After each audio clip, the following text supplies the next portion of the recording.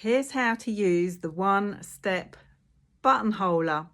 My name is Vitana. I'm a sewing teacher and costume maker. You'll want to bookmark this so you can come back to it later. So this is what the buttonhole attachment looks like, and you pull out this top bit here because that is where the button is going to sit. Just go a little bit more. Pop the button in and then pull it back down so that the button is sitting snugly in that little hole. And then you gotta switch out the feet. Clips on like so. You need to get this thread through that hole, so if you just put a bit of fabric there, put the press foot down, wind the wheel for one continuous cycle until it's up at the top, and then take that thread out, and that just pulls the thread through the hole. Put this stitch selector onto the buttonhole pattern selector. Stitch length needs to go between 0 and 1. So they've handily put this little diagram of a buttonhole here, so anywhere in that, the closer to 0, the closer the stitches will be together.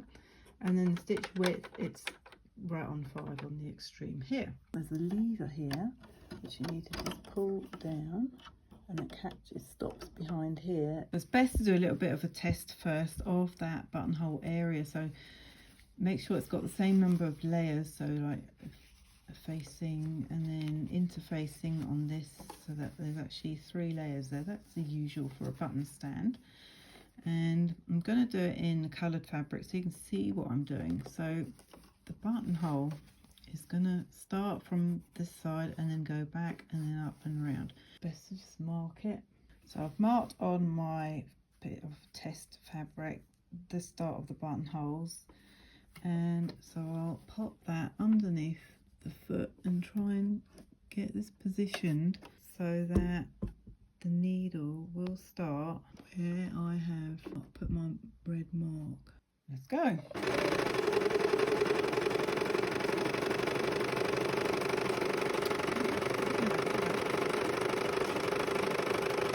And when it's done it, you stop. There's the buttonhole. So these stitches are a little bit too far apart, so I'd try again. And now to do your second buttonhole, you have to reset this. See, reset there, and then flip it back to the buttonhole. And I'm going to turn this dial a little bit narrower.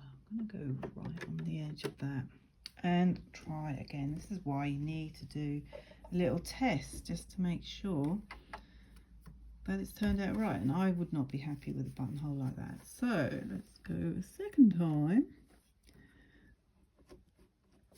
I'm gonna get that so it's in the right place. So let's go again.